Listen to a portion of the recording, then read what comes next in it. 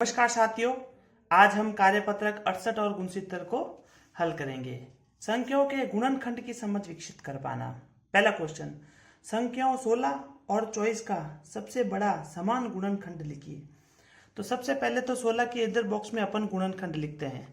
16 के गुणनखंड मतलब जिस संख्या में 16 का भाग जाता है, किस किस संख्या का 16 में भाग जाता है वो अपने को लिखना है। तो 16 के गुणनखंड 1 में जाता है, 2 में जाता है, 4 में जाता है, उसके बाद 8 में जाता है और 16 में जाता है। उसी प्रकार 24 का 1 में जाता है, 2 में जाता है, 3 में जाता है, 4 में जाता है, ठीक है ना। फिर 6 में जाता है, 8 में जाता है, 12 में जाता है और 24 में जाता है, ठीक है ना। अब नीचे वाले बॉक्स में ये बोल रहा है दोनों में समान गुणनखंड कौन से हैं। तो देखिए, एक इसमें भी है, 2 इसमें भी है, इसमें भी है, 4 इसमें भी है, 4 इसमें भी है, ठीक है ना। फिर 8 इसमें भी है और 8 इसमें भी है, बाकी 16 इसमें नहीं है और 3 भी इसमें नहीं है, ठीक है ना। अब सबसे बड़ा गुणनखंड कौन सा है? सबसे बड़ा गुणनखंड है 8, ठीक है ना। तो यहाँ पे लिखेंगे 8, ठीक है ना। तो 8 जो इसके समान गुणनखंड है उसमें सबसे बड़ा गुणनखंड 8 है। तो गुणनखंड का क्या मतलब होता है? जिस किसी संख्या में उस संख्या का कितनी बार भाग जाता है या पूरा पूरा भाग जाता है उसको गुणनखंड बोलते हैं। अगला क्वेश्चन, दूसरा क्वेश्चन, निम्नलिखित संख्याओं के समान गुणनखंड लिखिए, ठीक है ना। तो यहाँ पे मैं 6 के और यहाँ पे 15 के गुणनखंड लिख देता हूँ, ठीक है ना। 1 का जाएगा, 2 का जाएगा, 3 का जाएगा और 6 का जाएगा। फिर यहाँ पे 1 का जाएगा, 3 का जाएगा, 5 का जाएगा और 15 का जाएगा, ठीक है ना। तो अब इन दोनों में समान कौन आ रहा है? एक तो 1 आ रहा है और एक 3 आ रहा है, ठीक है ना। तो समान गुणनखंड क्या हो जाएगी? यहाँ लिखेंगे समान गुणनखंड 1 और 3, ठीक है ना। उसी प्रकार 12 का और 34 का। तो यहाँ पे मैं रफ में आपको 12 और 34 का लिख के बता देता हूँ, ठीक है ना। जगह नहीं है यहाँ पे, यहाँ 12 का और यहाँ 34 का। 1 का जाएगा, 2 का जाएगा, 3 का जाएगा, 4 का जाएगा, 6 का जाएगा, ठीक है ना। 6 के बाद में सीधा 12 का जाएगा, ठीक है ना। उसके बाद में 34 का 1 का जाएगा, 2 का जाएगा, 3 का नहीं जाएगा क्योंकि 30 के बाद में सीधा 33 आ जाएगा, 3 का नहीं जाएगा, ठीक है ना। फिर उसके बाद में 4 का भी नहीं जाएगा, 5 का भी नहीं जाएगा, 6 का भी नहीं जाएगा, ठीक है ना। बाकी किसी संख्या का नहीं जाएगा, सीधा 17 का जाएगा और 34 का जाएगा, ठीक है ना। तो अब इन दोनों में समान कौन से हैं? एक तो 1 है और एक 2 है। 1 और 2 इसके क्या है? समान गुणनखंड है, ठीक है ना। तो यहाँ पे लिखेंगे 1 और 2, ठीक है ना। अब अगला क्वेश्चन 15 और 36 का पूछ रहा है। 1 का जाएगा, 3 का जाएगा, 5 का जाएगा और 15 का जाएगा, ठीक है ना। फिर 36 में 1 का जाएगा, 2 का जाएगा, 3 का जाएगा, 4 का जाएगा, ठीक है ना। फिर 6 का जाएगा, 9 का जाएगा, 12 का जाएगा, ठीक है ना। 12 के बाद में 18 का जाएगा और 36 का जाएगा, ठीक है ना।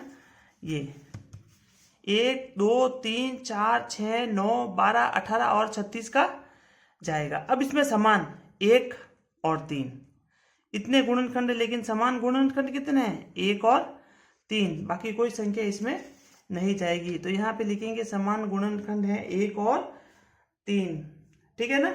उसी प्रकार 45 और 85 के समान गुणनखंड लिखने हैं, ठीक है ना। तो यहाँ पे 45 और 85, 1 का जाएगा, 3 का जाएगा, 5 का जाएगा, ठीक है ना। 5 के बाद में यहाँ पे 9 का जाएगा, ठीक है ना।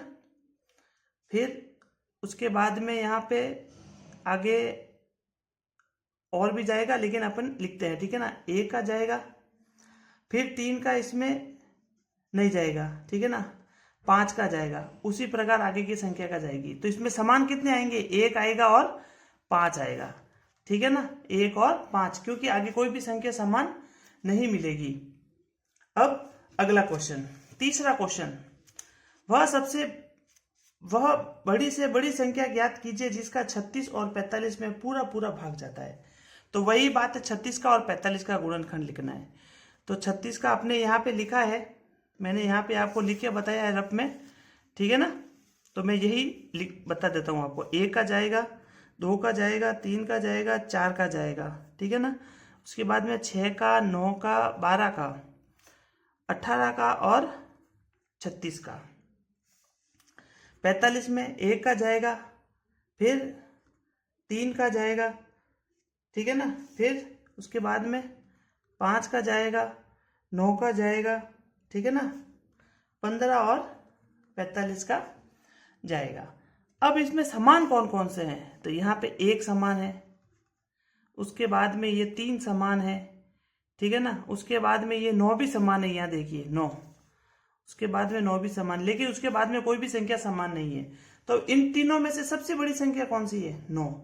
तो सबसे बड़ा गुणनखंड 36 और 45 का सबसे बड़ा जो समान गुणनखंड है वो कितना आएगा? 9 आएगा, ठीक है ना। अगला क्वेश्चन, वह बड़ी से बड़ी संख्या ज्ञात कीजिए जिसका 20, 60 और 80 में पूरा पूरा भाग जाता है, ठीक है ना। तो अब यहाँ पे 20 का, 60 का और 80 का गुणनखंड लिखेंगे। 1 का जाएगा, 2 का जाएगा, ठीक है ना। उसके बाद में 4 का जाएगा, 5 का जाएगा, ठीक है ना। उसके बाद में 10 और 20 का जाएगा। 1 का जाएगा, 2 का जाएगा, 3 का जाएगा, ठीक है ना। 3 के बाद में यहाँ पे 4 का जाएगा, 5 का जाएगा, 6 का जाएगा, ठीक है ना। फिर 10 का जाएगा, 12 का जाएगा, 15 का जाएगा। 15 के बाद में 20 का जाएगा, फिर 30 का जाएगा और 60 का जाएगा। 80 में 1 का जाएगा, 2 का जाएगा और 3 का नहीं जाएगा मेरे हिसाब से, ठीक है ना। फिर 4 का जाएगा, 5 का जाएगा। 5 के बाद में यहाँ पे ये 10 बार 8 का जाएगा, फिर 10 का जाएगा, ठीक है ना। 16 जाएगा, 16 पान 80 होता है, ठीक है ना। तो 16 का जाएगा, फिर 20 का, 40 का और 80 का जाएगा, ठीक है ना। अब इनमें देखो समान गुणनखंड कौन कौन से वो लिख देते पहले। यहाँ पे तो 1 सब में आया हुआ है, उसके बाद में 2 भी आया हुआ है, ठीक है ना। 2 के बाद में 3 नहीं है, 4 सब में आया हुआ है, ठीक है ना। 4, 5 भी सब में आया हुआ है, ठीक है ना। फिर उसके बाद में 10, 10 और 10, 10 भी सब में आया हुआ है। उसके बाद में 20, 20 और 20, 20 भी तीनों में आया हुआ है। तो अब इन सब में कौन सा बड़ा है? तो 20 सबसे बड़ा है, ठीक है ना। तो सबसे बड़ा जो समान गुणनखंड है वो कितना होगा? वो होगा 20। तो आपका आंसर होगा 20। ये कार्यपत्रक 68 हो गया है। अब करते हैं कार्यपत्रक 69। लघुत्तम समापवर्तीय एलसीएम और महत्तम समापवर्तक एचसीएफ ज्ञात करना है, ठीक है ना। तो पहला क्वेश्चन, 7 और 8 के अपवर्तीय बोलो या गुणज बोल दो, ये दोनों एक ही होते हैं, ठीक है ना। ये जो स्लैश होता है इसका मतलब अथवा होता है। गुणज को अपवर्त्य भी कहते हैं और सबसे छोटा समान अपवर्तक लघुत्तम समापवर्तक कहलाता है, ठीक है ना। सबसे छोटा जो समान अपवर्तक होता है उसको लघुत्तम समापवर्तक कहते हैं, यानी कि एलसीएम कहते हैं, ठीक है ना। अब यहाँ पे 7 के 8 अपवर्तक, 8 अपवर्तक का मतलब होता है 7 को 8 बार अपने को गुणा करवाना है। 7 को 1 से, 2 से, 3 से, 4 से, 7 का पारा 8 बार लिखना है, ठीक है ना। तो ये हो गया 7, 14, 21, 28, 35, उसके बाद में ये 42, फिर ये 49 और 7 8 56, ठीक है ना। अब 5 के 8 अपवर्तक लिखना है। 5, 10, 15, 20, 25, 30, 35 और 40, ठीक है ना। अब दोनों में समान अपवर्तक कौन कौन से हैं, समान गुणज कौन कौन से हैं, वो अपने को लिखना है, ठीक है ना। तो यहाँ पे 7 इसमें नहीं है, 14 इसमें नहीं है, 21 नहीं है, 28 नहीं है, फिर 35 इसमें भी है और 35 इसमें भी है, उसके बाद में कोई संख्या नहीं है। तो दोनों के समान अपवर्तक गुणज हैं यहाँ पे 35 और सबसे छोटा बोलो, एक बोलो, सब बोलो, क्या है? ओनली फॉर 35 ही है। ठीक है ना। उसके बाद में दूसरा क्वेश्चन, लघुत्तम समापवर्ती ज्ञात कीजिए 8 और 12 का। अब अपने को 8 और 12 सीधा नंबर दे दिया है। ठीक है ना। अब इसका लघुत्तम समापवर्ती अपने को ज्ञात करना है। तो अपन कैसे ज्ञात करेंगे? तो एक सीधी रेखा खींच के अपन 8 और 12 को लिख देंगे। ठीक है ना। अब इसमें सबसे छोटी संख्या 2 का भाग लगाएंगे, तो ये 4 बार जाएगा और ये 6 बार जाएगा। फिर 2 का लगाएंगे, ये 2 बार जाएगा और ये 3 बार जाएगा। फिर 2 का लगाएंगे, ये 2 बार, सॉरी ये 1 बार हो जाएगा और ये 3 बार। फिर 3 का लगाएंगे तो ये 1 बार आ जाएगा। जब तक यहाँ 1 नहीं आता है तब तक अपने को भाग लगाना है। ठीक है ना। अब जितने भी ये भाग वाली संख्या इनको गुणा कर लेंगे, 2 इंटू 2 इंटू 2, 1 2 और 3 और उसके बाद में 3। अब इसको गुणा कर लेंगे, 2 दूनी 4, 4 दूनी 8 और 8 दिया 24। तो इसका एलसीएम कितना आएगा? 24 आएगा। ठीक है ना। सेकेंड नंबर, 3 और 10 का ज्ञात करना है, तो उसी प्रकार करेंगे। 3 और 10, 2 का करेंगे तो ये 3 तो 3 है जैसे कैसे रहेगा, ये 5 बार जाएगा। फिर 3 का करेंगे, ये 1 आ जाएगा, ये 5 आ जाएगा। फिर 5 का करेंगे तो ये 1 आ जाएगा। ठीक है ना। तो क्या लिखेंगे, 2 इंटू 3 इंटू 5, ये 5 3 15 और 15 दूनी 30। तो इसका लघुत्तम एलसीएम क्या आएगा? 30 आएगा। उसी प्रकार अगला 5 और 15 को करेंगे, तो ये 5 1 बार जाएगा, ये 3 बार जाएगा, फिर ये 3 जाएगा, 1 आ जाएगा। ठीक है ना। तो 5 इंटू 3 बराबर 15। आंसर क्या आएगा? 15 आएगा।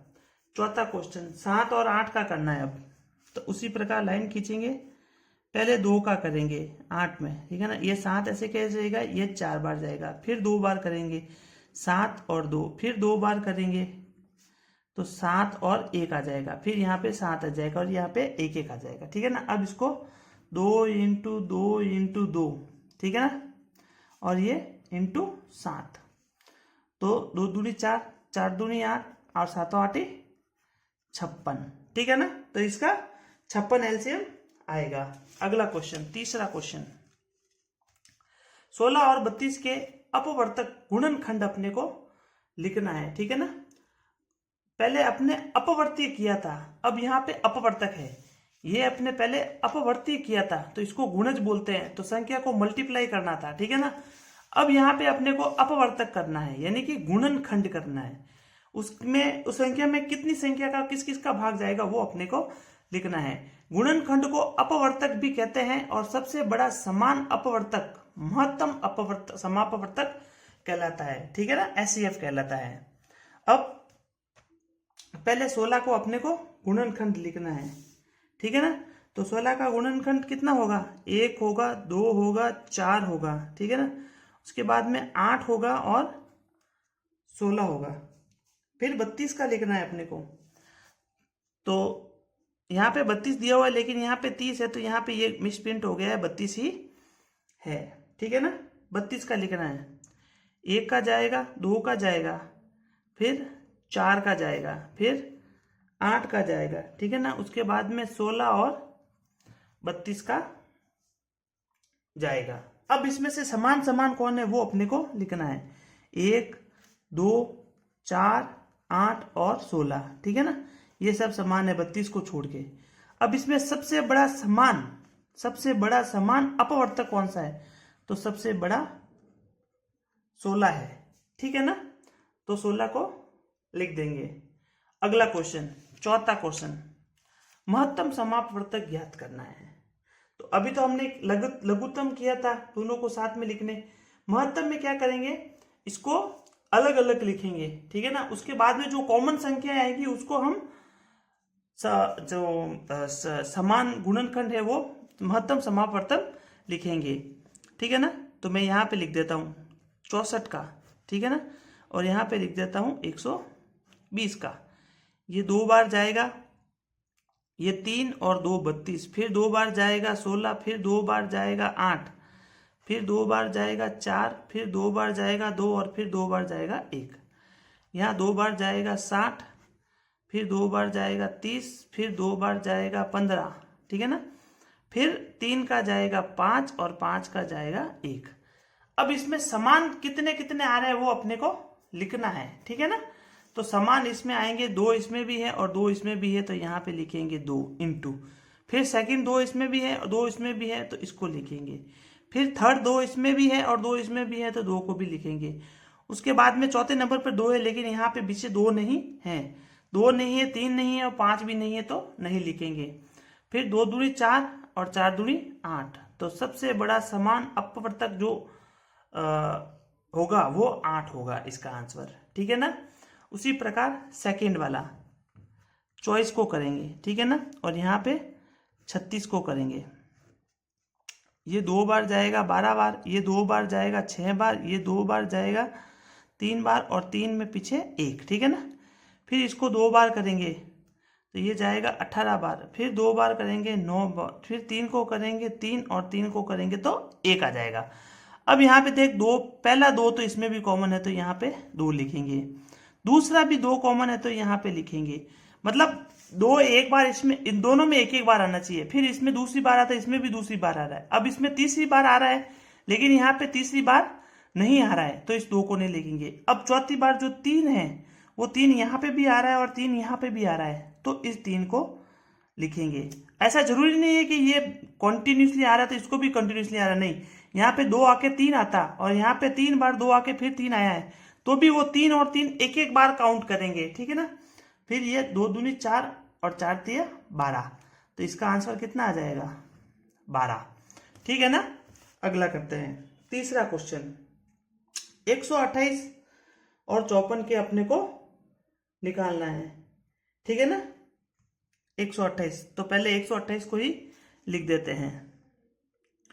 128 ये 2 का जाएगा और यहाँ पे 54 में भी 2 का जाएगा। ये 2 का कितनी बार जाएगा 64 बार, फिर ये 2 का जाएगा 32 बार, फिर ये 2 का जाएगा 16 बार, फिर 2 का जाएगा 8 बार, फिर 2 का जाएगा 4 बार, फिर 2 का जाएगा 2 बार और फिर 2 का जाएगा 1 बार। जगह कम है तो थोड़ा आप, मैं जैसे लिखता हूं तो आप समझते बोलते हूं तो उसको समझते रहिए, ठीक है ना। फिर ये 2 का जाएगा, तो अब 54 का आधा कितना होता है, ये समथिंग मेरे हिसाब से 27 होगा, ठीक है ना। तो इसको कर लेते हैं या मैं सीधा भाग ही लगा देता हूं, ठीक है ना। ये 54 और ये 2 बार जाएगा 4, फिर ये 7 बार 27 बार जाएगा, ठीक है ना, ये 27। फिर ये 3 बार जाएगा तो ये हो जाएगा 27, फिर 3 बार जाएगा 3, फिर 3 बार जाएगा 1, ठीक है ना। अब देखिए यहाँ पे, अब यहाँ पे दोनों में 2 ही कॉमन आ रहा है, ठीक है ना, तो यहाँ पे नीचे 2 लिखेंगे, ठीक है ना। अब 2 इसमें है लेकिन बाकी कहीं पे भी 2 नहीं है, ठीक है ना। यहाँ पे सब में 2 है लेकिन यहाँ पे 2 कहीं नहीं है, यहाँ पे 3 है तो यहाँ पे 3 कहीं नहीं है, तो इसका सबसे बड़ा जो महत्तम समापवर्तक होगा वो कितना होगा 2 होगा, ठीक है ना, क्योंकि उसके बाद में कोई संख्या नहीं है, समान संख्या होनी चाहिए। अब उसके बाद में 39 का करेंगे और 26 का करेंगे, ठीक है ना। तो यहाँ पे ये जाएगा 3, ठीक है ना, 1 और 3 13 बार जाएगा, फिर 13 का 1 बार जाएगा, फिर ये 2 का जाएगा 13 बार, फिर 13 का जाएगा 1 बार। अब यहाँ पे 2 तो और 3 का दोनों इसमें कॉमन नहीं है, लेकिन 13 इसमें भी है और 13 इसमें भी है, तो इसका आंसर क्या हो जाएगा 13। सबसे बड़ा समान अपवर्तक कितना होगा 13 होगा, तो ये SEF होगा, ठीक है ना। ये कार्यपत्रक अपना गुणसूत्र भी हो गया है। वीडियो अच्छा लगा है तो लाइक शेयर और सब्सक्राइब कीजिए और मिलते हैं अगले वीडियो में। धन्यवाद।